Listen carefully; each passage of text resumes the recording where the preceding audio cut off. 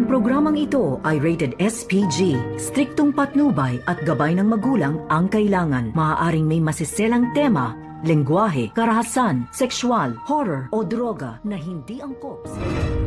Pag-usap ka ng anak mo. Derek?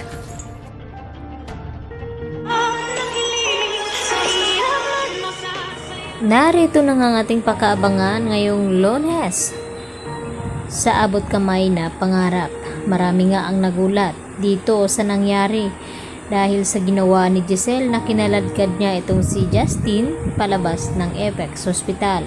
Wala daw itong karapatan ng bastusin itong si Giselle sa loob ng kanyang ospital at dito nga na biglang dumating ang lalaking hindi pa kilala at dito naman na sinabi ng lalaking ito na wag daw saktan ni Giselle ang kanyang anak at sa narinig nilang lahat ay labis ngang nagulat ang mga ito, lalong-lalo na itong si Giselle na tinanong niya ito kung tama ba ang kanyang narinig dahil dito kay Eric na yun pala ay ang ama dito ni Justin at dito nga nasiwalat na ang katotohanan na buhay pa nga talaga itong anak ni Giselle na si Justin.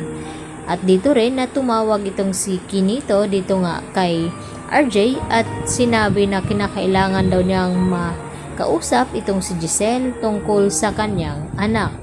At dito rin nasabi ni Kinito kay RJ na kinakailangan na makausap din nila ito dahil may mahalaga din siyang sasabihin tungkol sa nangyari nga bago maaksidente itong si Don Pepe. Kaya marami pa tayong revelasyon na ating aabangan sa panibagong yugto ng abot kamay na pangarap.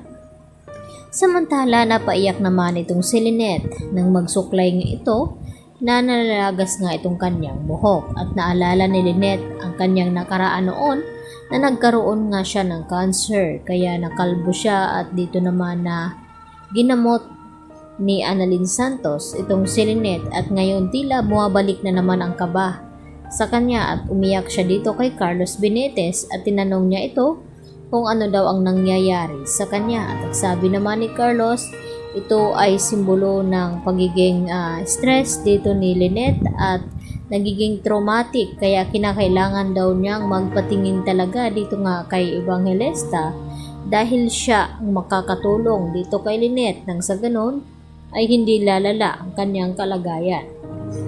At panaginip naman pala ang nakita dito ni Giselle na tumayo nga itong si Don Pepe at niyakap siya. At dito rin na nagpapahiwatig at sinabi ni Don Pepe kay Giselle na wag daw mag-alala dahil makakasama na nga daw niya. At hindi sinabi ni Don Pepe kung sino ang kanyang tinutukoy sa kanyang panaginip.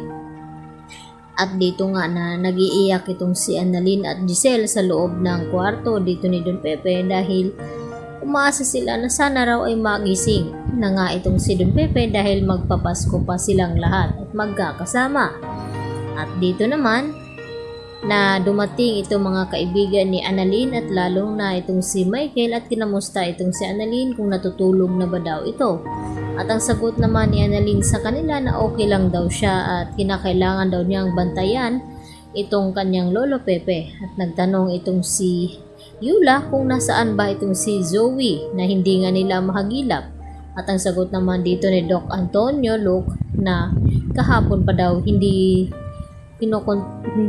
nakakausap ni Doc Antonio Luke itong si Zoe dahil hindi sinasagot daw ang mga tawag nito.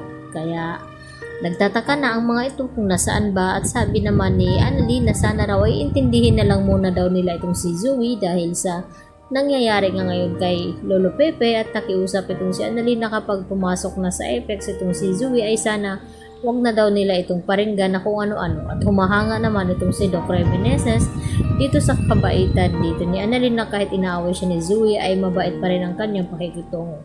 Yan po ang ating patuloy na pakaabangan ngayong Lunes sa bagong yugto ng abot kamay na pangarap. Yan lang po at marami pong salamat.